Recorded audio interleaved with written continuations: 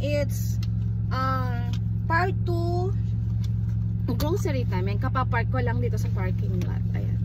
First time. Always first time, no?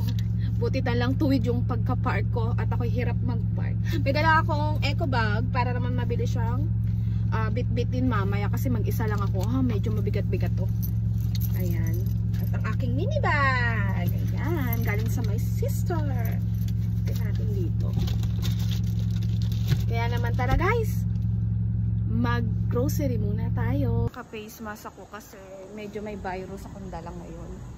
Yan, na-park ko na yung sasakyan ko. Tuwid naman siya.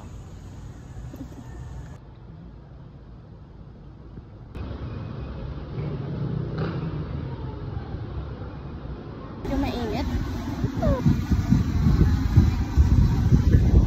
Ayan guys, nagsimula ako dito sa mga dry ingredients. May mga nabibili ako na hindi naman ko siya nabibili sa ibang grocery shops. Kaya naman pumunta ako dito sa hypermarket. Yung mga makikita nyong brand, hindi ko po siya pinopromote for entertainment purposes only. Ayan. May mga nakita ko ditong mga isda.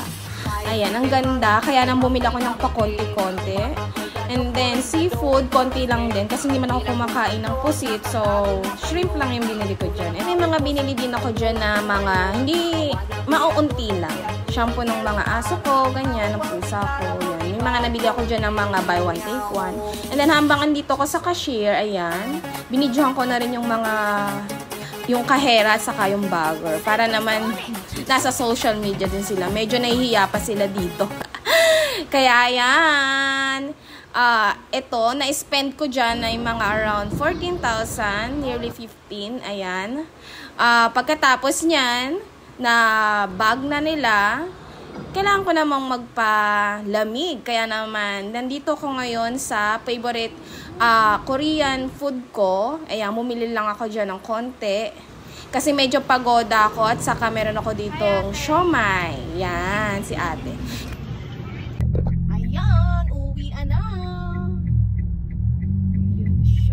Tapos na tayong mag-grocery guys, kaya naman eto, pauwi na ako. Hindi naman siya traffic. Ganito na ako sa village namin.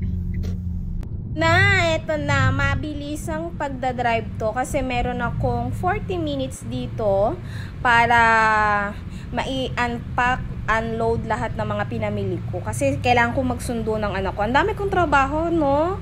Magsusundo, maghahatid, mag-grocery, maglinis ng ba. Ang dami talaga. Ako lang mag-isa. And then, later, magpe-prepare naman ng dinner kasi parating na ang asawa ko. Kaya, ayan. Talagang pinindot ko dito ang turbo ko. Charot! Mabilis ang drive lang talaga, guys. Dito sa Olado ko na yung pagdadrive kasi halos every day, I think 6 times ako up and down dito sa road na to. Malapit lang kasi yung grocery shop dito sa bahay namin. Kaya naman talagang sa Olado ko dito, kapag medyo traffic, nagsho-shortcut ako syempre. Pero minsan ang shortcut nagiging long cut. Aminin, ganyan din kayo. Ayan. Pagkatapos niyan, guys, ayan guys, malapit na ako sa bahay. Ayan, kailangan magpa-park ako ng medyo tuwid. Talagang tuwid. Medyo conscious na ako ngayon. Kailangan nakapark siya ng maayos para pagdating ng asawa ko mamaya, mabilis nang ipark yung sasakyan niya. Ayan, ako lang din mag-isa nag-unpack kasi talagang sobrang bigat. Pero okay lang yan. Talagang tagaktak ang pawis ko nito kasi yung iba dito mabibigat talaga. May cans kasi ako, saka may detergent. Ayan, isa-isa ko siyang ginagawa.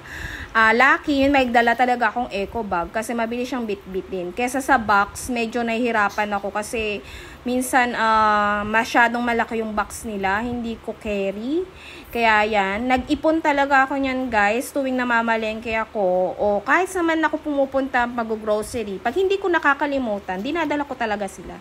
Pero minsan, may sakit talaga akong tamaritis, hindi ko siya nadadala kasi maganda minsan yung outfit ko, kaya hindi ko siya nadadala. Kaya ayan, ini-slide ko lang siya dyan at mabigat.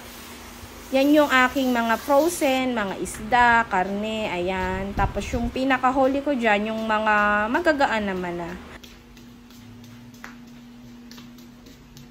Guys, tapos na. Naipasok ko na lahat. Yan na siya. Thank you for watching, everyone. Ayun. Medyo hinihingal ako. See you on my next video. Thank you!